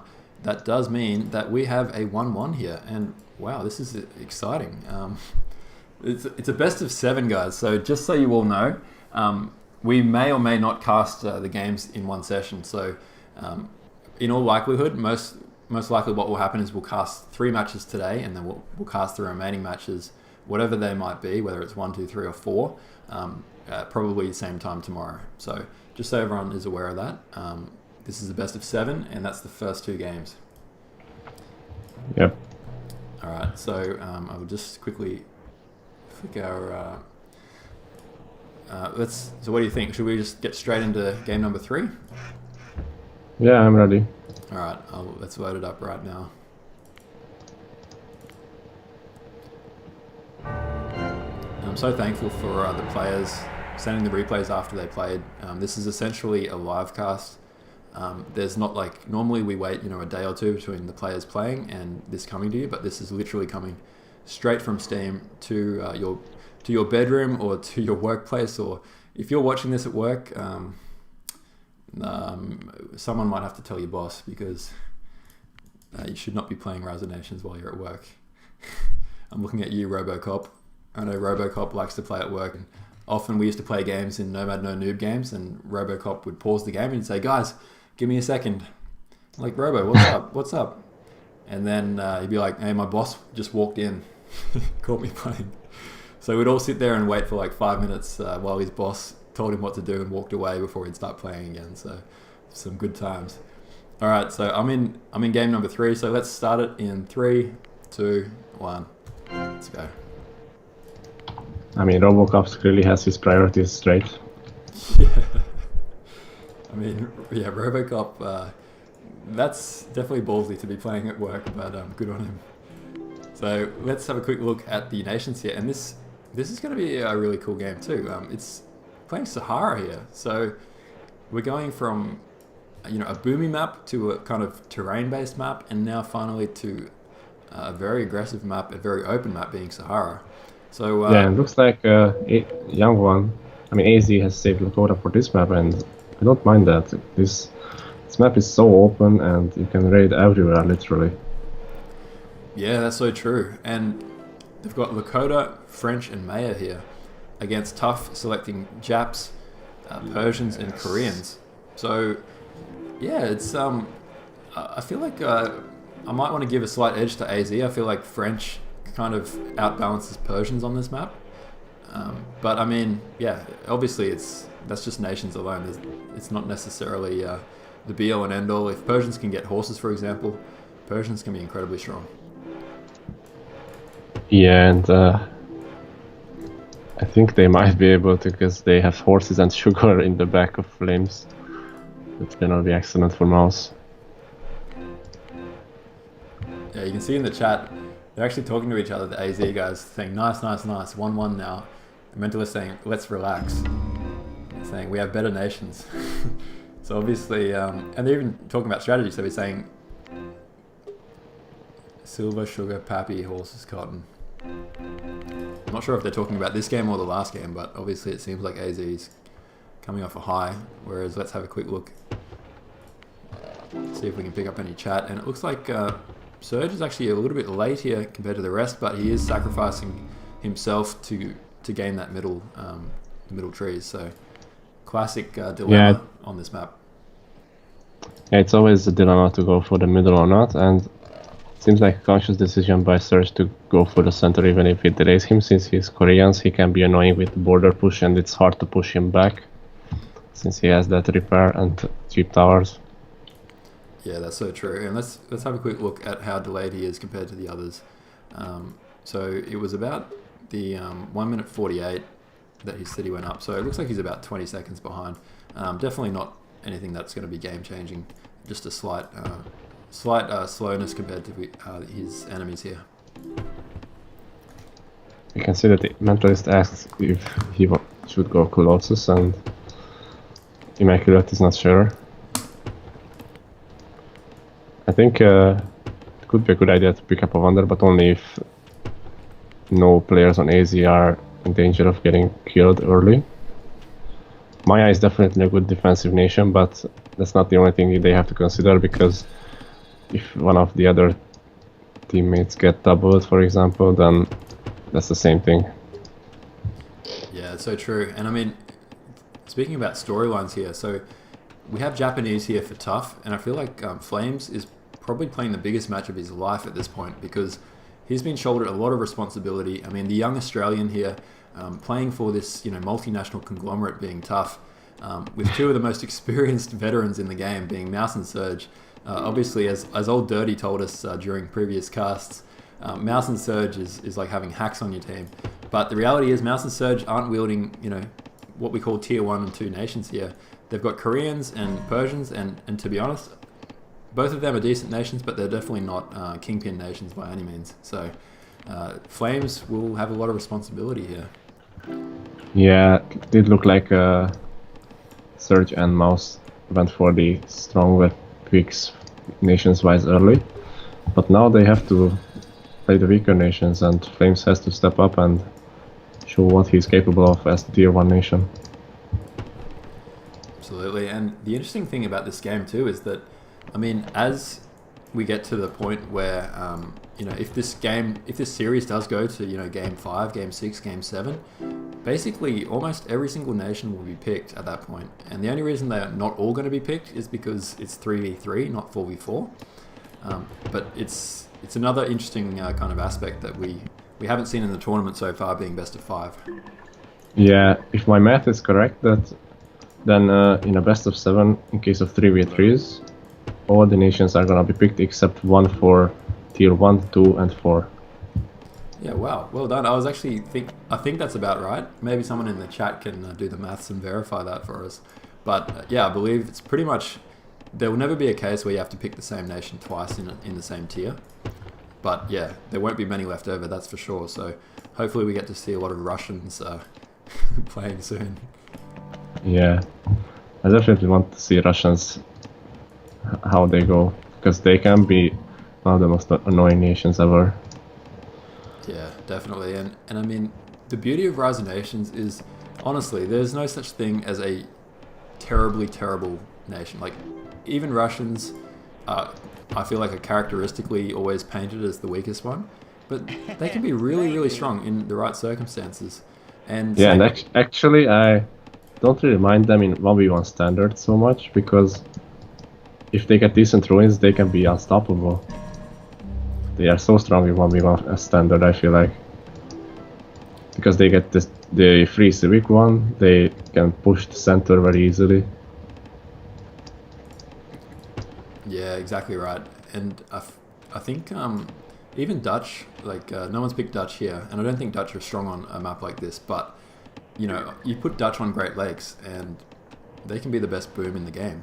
So yeah, and that's not an exaggeration at all. I think I've had some games where if I didn't have Dutch, I probably would have lost. I'm not even kidding. Yeah, that's extra economy given by them is so handy sometimes. Yeah, exactly. So let's have a look at how these storylines of this game are starting to develop here. So on the left-hand side, we have Japanese, the young Aussie, coming up against Mentalist here, who's the you know, the experienced boomer on their team of AZ. And so far, they appear to be fairly similar in ecos. I mean, Flames does have a higher food count, but being Japs, that's I guess to be expected here. Whereas if you look to the middle of the map, this is where we're possibly going to see a fair bit of action coming up soon, because we've got Young One here building as close as, actually not as close as he could have. What do you think about Young One's city positioning here for his second city? Sorry to interrupt. I had to do something because one of the players from the games appeared in the chat. I would like to remind you that you should not chat during the cast if you were part of the games. Yeah, just a reminder, guys. Yeah, no chatting from any players until the game's been finalised, if that's okay. Because yeah, if it does continue, we will have to just temporarily ban you from the chat, just to avoid spoilers and so on. So what was your question again? So if we have a look at the middle of the map here, we do have Surge, who's a little bit slow, and he's gone for Civic here with Koreans. I like that move, given Koreans special powers. But you can see that Young is actually, he's got quite a nice boom going. He's got gems, diamonds, bison, which is really handy. Bison, incredibly powerful for Lakota because they traditionally have difficulty getting food. But I mean, what do you think about his city placement? It looks like he's built his city back a bit further than he needed to. That does look like a bit conservative placement. He didn't want to risk further going against Koreans because the Korean player could tower that city possibly or militia rush it. So I actually like this city position. It's not too far forward and he can still apply pressure. Yeah, actually that's a very good point. I mean, it's a very safe position. Actually, quite an interesting thing just happened on the right-hand side as well. You can see that Young One was building a tower, and it looks like Mouse was actually aware of that. I believe it was Mouse. And he tried to deny it by kicking the citizen who was building it. But then Young One turned around with 3 citizens and started kicking him back. So there's no way that tower's getting stopped. And yeah, denying that silver is also a big win here. Yeah, Lakota are not honorable when it comes to fist fight. They bring their brothers to fight one guy. Yeah. This denying the silver is gonna be huge, both for H2 and H3, because I don't think TUF can grab this territory-wise anytime soon. Maybe with third city Mouse can, but it will still take some time. And this delays their H2, which makes Easy's position better. Yeah, and I can see that Flames is having a bit of trouble with his wood getting raided, and interestingly, he's built his woodcutter camp right at the front there, but it's in a very vulnerable position. Could have taken safer wood, but only 3 wood near his base instead. So, a bit of a trade-off there. Yeah, it's a bit risky. Always a bit risky to build these woodcutters forward. Oh wow! And you can see in the middle here. Some trade-off raids. Yeah, lots of action here at the same time. I mean, Flames is raiding hard behind, but I mean, Young is raiding hard in the middle here, and he's actually using his heavy infantry to take out this tower, despite the fact that it's Koreans who actually can't, you know, they can't be denied. Yeah, this is full Korean power right here because they can keep building it without penalty, pretty much. Yeah. And this pretty much saved Surge from losing all these villagers here. He still lost some, but it's gonna be fine for him, I think. And the Young One needs to run back if he doesn't want to lose all these units here. And actually, Flames raided the Mentalist wood in the back. There was only 1 villager there, but still, it's nice, and he's raiding gems now. Yeah, some nice raise there by Flames.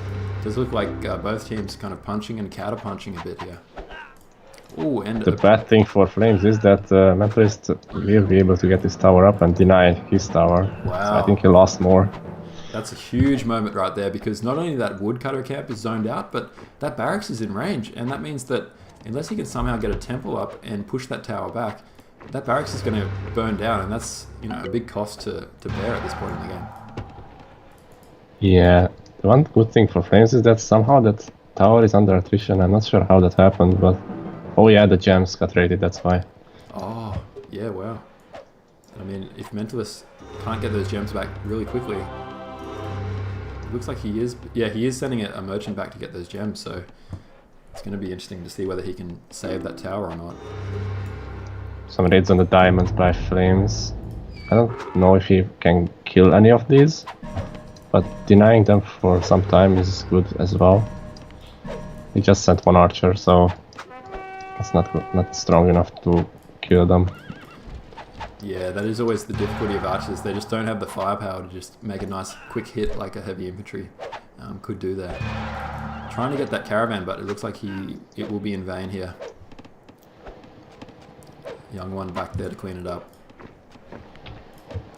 Not sure what the plan is for either team at this point, because does look like TUF has the center kinda with Koreans here, but Lakota can still be annoying on the sides, and as we saw, that Silver getting towered, and even Young One and Immaculate are using that actually.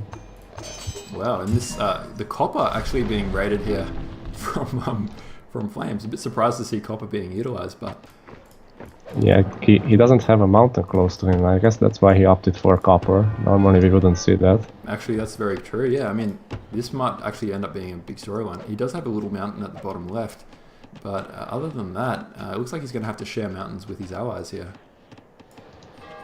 Yeah. Only two. I mean, Mouse has like 3 mountains in close proximity. He could possibly give one of those up. Yeah. So only 20 mine metal he's getting from that mine at his second base there. The barracks did go down for Flames. That's quite a heavy loss because he doesn't have that much wood to replace it at the moment. Yeah, it does. Mentalist has done a good job of being annoying with Mayans. Yeah, he has been annoying. And I think that's something that Mentalist is really good at, being annoying to his opponents, both in the game and sometimes with his actions outside of the game. I wonder when the easy comes in the chat. Yeah, but yeah, just a reminder, so anyone who's played in these games, please don't chat in the live stream, but as soon as the game's finished, obviously we encourage everyone to come on the chat and talk to us then. Yep. Yeah, I like, look at Young One's merchants as well. So he already has 7 merchants that he's collecting resources from so far, and some of them are quite nice, you know, silver, bison, diamonds, gems, tobacco, and wine, just amongst, and dye as well. So certainly not like the craziest res of all time, but some really, really strong ones, and especially on Sahara too, given this is not a water map, plenty of wealth income coming in there. Yeah, I don't see many birth rares for TUF. Actually, I don't see any that they are using. They have peacocks in the corner, but it's exposed and it just got raided. This is some really nice job by AZ to deny some of the code rares. Yeah, I mean, Horses just got raided as well. This is like the second game in a row where it almost feels like they're winning the entire match by just raiding the res and just sticking to ABC resonations. I don't know if they've caught TUF out of position, but I do wonder whether TUF have, you know, been defending their res well enough. Yeah, it does look like AZ is going for the, I guess you should say, slower victory, because they are gaining these small advantages with the rares being denied for TUF and securing their own. So I guess it's very smart play by them. There's no need to risk at this point. I think they have the advantage and they can just win the long game, I guess. There is some aggression by Mouse though. Yeah, this is There are problems. I think this elephant needs to run away. That is certainly not something that they want to see bribe there. But it looks like Yeah, that would be a huge loss. Yeah, he does get away though, and Immaculate runs away as well. But yeah, I think this is going to be a huge moment because, I mean, Young One needs to be careful. He's got a lot of archers, but they're not upgraded here. Yeah, potentially Surge could bring all his militia here to capture this, but Young One just got attrition. That was a nice one. Yeah, very nice attrition there. They've got gems, which helps cushion the blow and, you know, push those borders right out there. Once the city finishes, it will certainly help bring that back, but still, that catapult looks like it's just out of territory. Mouse did capture the silver back. At least the territory is now his. And the tower will go down for Young One. So that's nice to have for TUF. Not sure that AZ can actually use that to age up. I don't think so. They're still quite the ways down to get to medieval age, but we'll see. Yeah, it's not going to be too far away, but yeah, like you said, Young One actually doesn't have any merchants, any scholars at all so far. He's only relying on rares, and he's got 70 knowledge income, which is it's quite interesting. It's something I've noticed in Young One's style is that if he has enough merchants, he declines to build scholars. He will just purely rely on merchants alone. Yeah, I don't think it's such a bad call to skip on scholars for the time being, since they have much better gold rares overall, so it forces TUF to be aggressive, and building more units early on is better for AZ. And he can always make scholars when they secure their position. And it looks like TUF has terrible wealth income overall. Persian with plus 47, Korean with plus 39, Japanese with plus 55, not great. Yeah, you can see, it looks like this city is in a lot of trouble right now. I mean, it is Surge's city, so you could repair it, but you can't. No villagers there. Yeah, you can't repair a city though if you have an army like the size that Young One and Immaculate have, because there's literally no way to defend that without towers.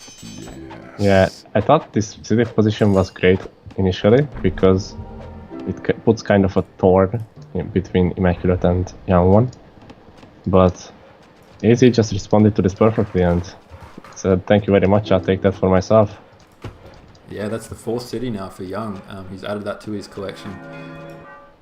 Oh, did you see that? Young One just clicked on age before his merchant got raided. Oh wow, well done there. And it does look like it was actually Mentalist is able to keep that silver, was able to kill that citizen. So yeah, I mean Immaculate might be able to even use that, and Mentalist is sending his own merchant there now. Oh my god. Wow. Always. I was wondering why Mentalist was doing that, and then you realize, yeah, he's got his own merchant about to arrive. Some aggression shown by Flames. Meanwhile, he's getting raided by horses in the back. That's gonna hurt. He had to remove all his metal miners from there. Yeah, nice micro here by Flames, but nice little battle here. And they've got a micro on two fronts because Mentalist has to defend and also raid, and Flames has also got to defend the raid. Wow. And I don't think Flames can really push in here. Maybe if he brings out his militia, but against Maya, with that lookout and tower behind, I think Mentalist will be more than fine. Yeah, you can see Mouse is actually starting to get a bit of an army going. He's got 6 crossbowmen and 1 elephant, so Zico's not too bad, but up against French here as Immaculate. Oh, Flames is pushing in here with militia, so this is a big moment. Does French have enough to hold this? It looks like he does, but let's wait and see. This battle is going down. Oh, he does get age 3 just at the nick of time. And look, this Young One's coming in from the side here. Coming in with an ambush. Is that an ambush? Yeah, it's an ambush. Some horses were too in the front and they revealed it. Damn. That's still, I think it still had the intended effect though, because Flames hesitated for a moment there, and then suddenly the units... I don't know why he's fighting that. Now he's running back, but he lost some more units for no reason.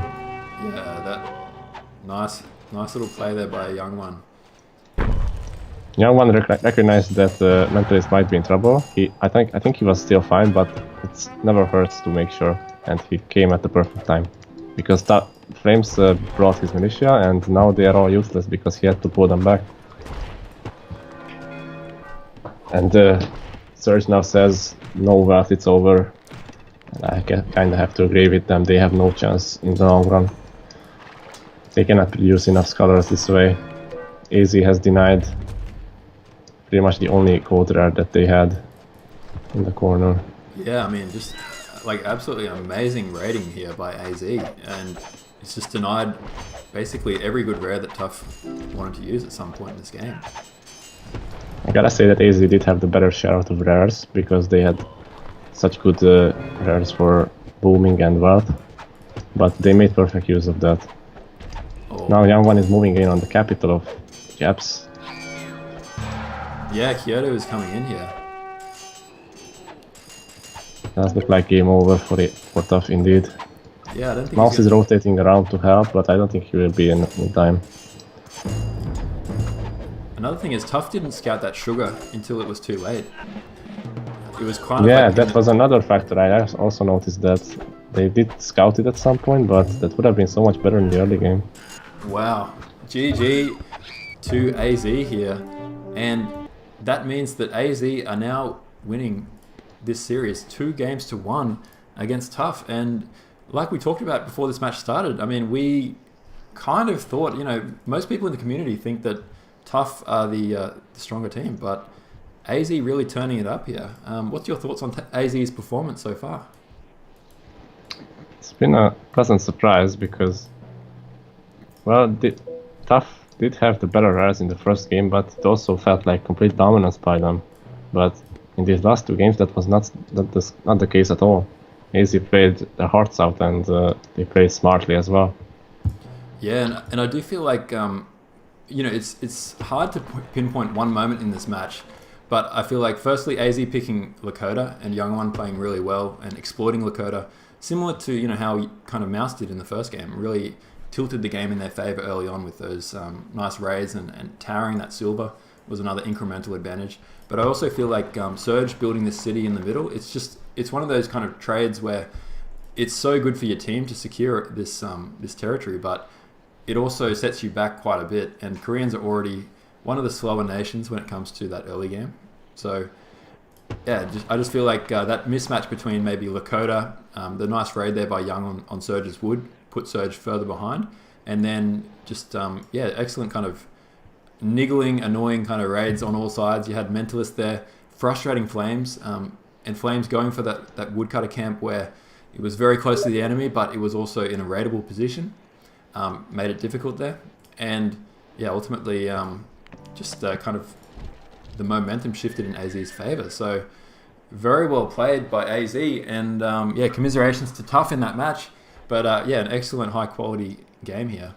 So do you have any final thoughts, I guess, on the series that we've seen so far, and any thoughts on who the MVP, the official Chron MVP award should go to for game number 3? Yeah, my thoughts on the game. I liked the fact that Mentalist towered that wood and barracks in the front. Flames kinda made the bad decision to send most of his units forward to raid, because he really needed those units at home to defend against that. And from there, it was really hard to climb back after all those losses.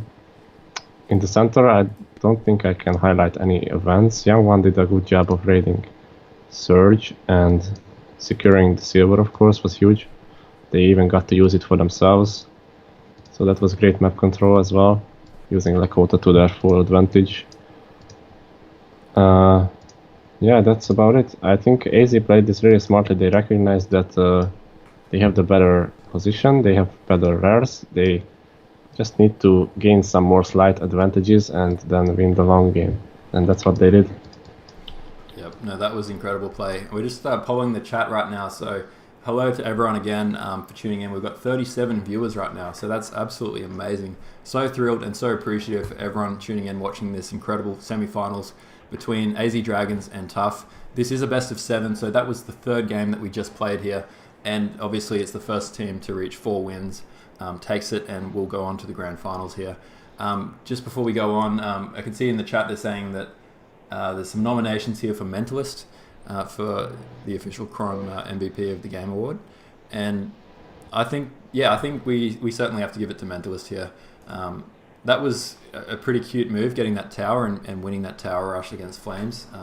It seemed like one of those things that's kind of, small at the time, but really that shifted the momentum further in AZ's favor, I feel. And then it was a nice kind of comeback by Flames, raiding the gems, but it just Mentalist was able to get those gems back. So a really nice play by Mentalist, and also a really nice defense too when his team needed it. Do you think he would have held that without the help of Young? I think he would have been fine. Yeah. He had the tower and lookout behind, and he was almost H3, so there was no way Flames would have captured that city. And I do think that Mentalist played really well in this game. He utilized his Maya advantage of building tower faster. At least I think they do build it faster. I'm not sure about that actually, but yeah, he used Maya really well. He couldn't really be pushed back, and he was with the tier 4 nation against Japs. Yeah, no, that was absolutely agree, and we can see in the chat as well. Look, we've been reluctant to pull out the Mr. Popo award, which is the award for the biggest blunder.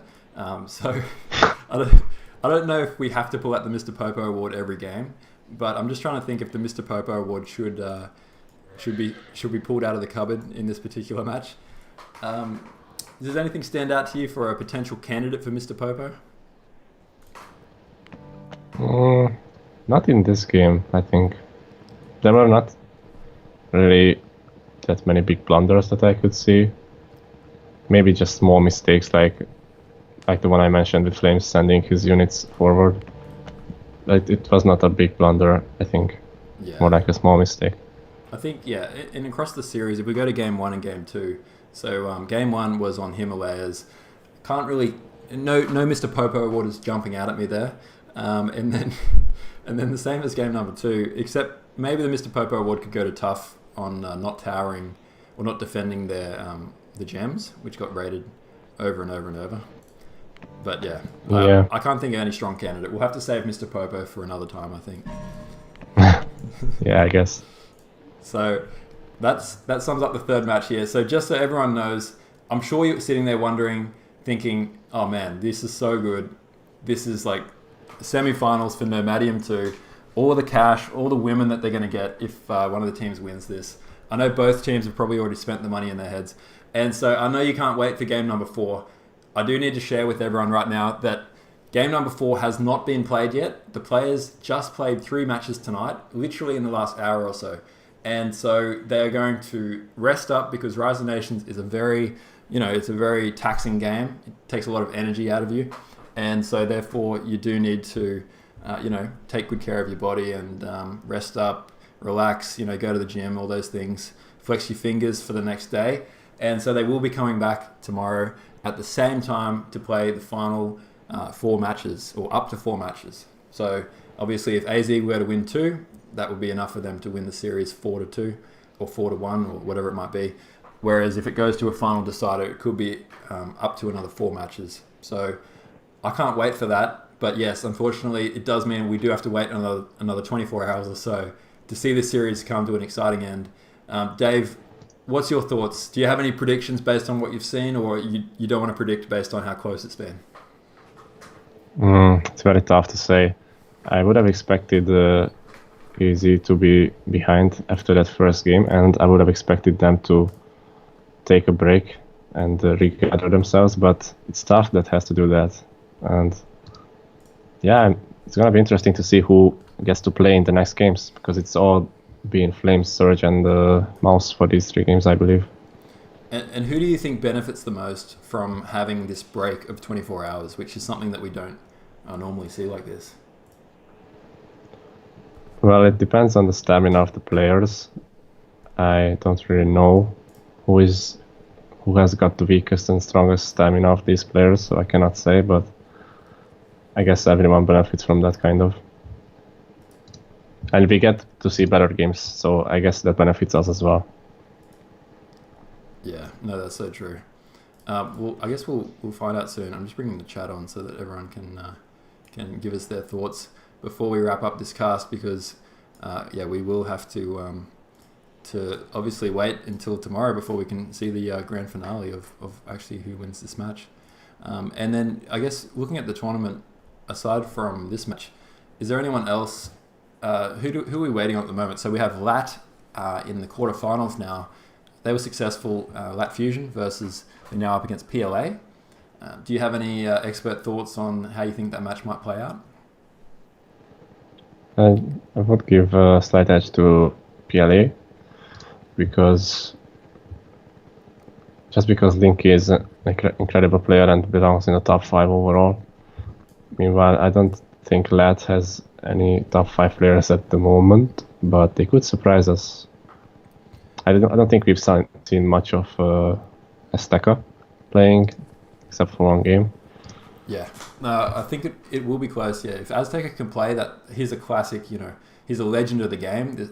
If anyone doesn't know, Aztec is like an old school player who hasn't really played more than a single game this entire tournament, but they might pull him out for this match against PLA because they will need all the big guns that they can get.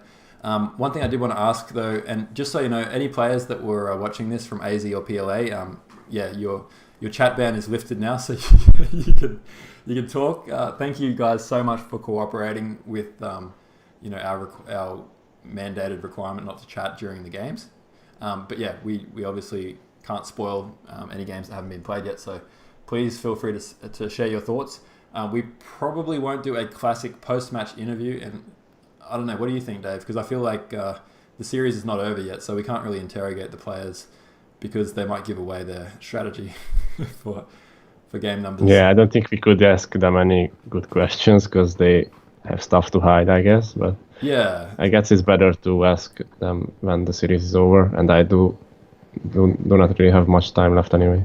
Yeah, exactly right. So I think, yeah, feel free to, so Mentalist, if you're reading this, or anyone who's just played the match, yeah, please feel free to say anything you want in the chat.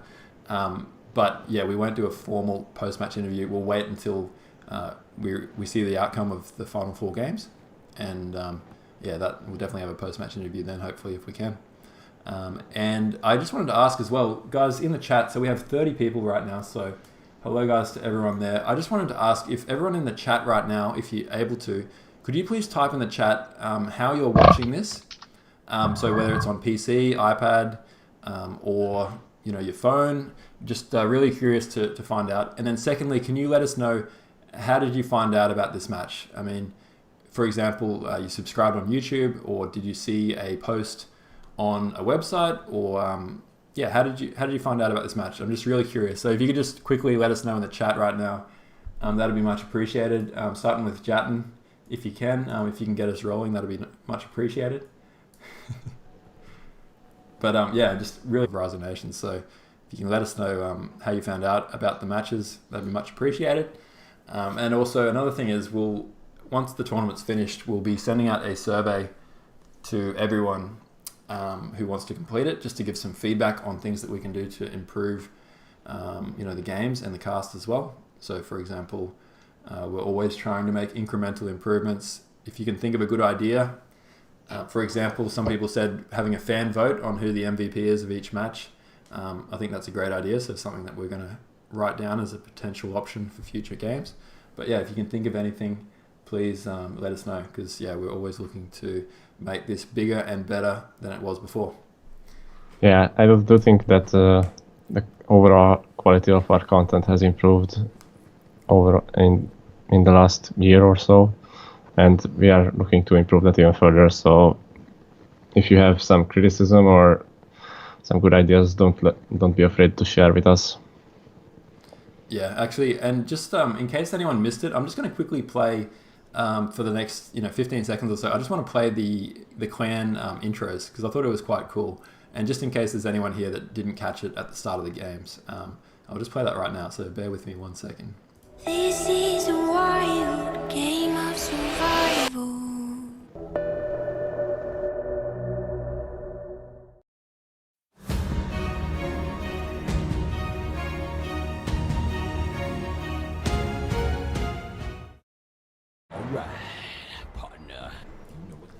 Alright guys, so they were the clan intros, so just in case anyone missed it, thank you so much to the guys who created them. Full credits to AZ Lelouch for creating the AZ intro, and that was TUF Coldfire who created the intro for TUF.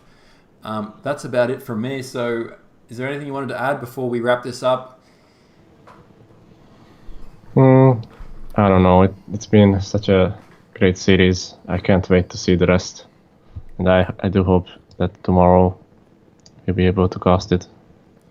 Yeah, absolutely. So hopefully, don't go anywhere, guys. If you liked what you saw tonight, make sure you set your alarm for tomorrow at the same time. Basically, the time will be 1300 UTC. So if you know what your time zone is, just do 1300 plus or minus whatever time zone you live in, and we'll also put something up on YouTube as a reminder. So we look forward to seeing you all then. Make sure you don't miss it, and in the meantime, enjoy the rest of your day wherever you are, and we'll talk to you soon. Thanks, guys. Bye.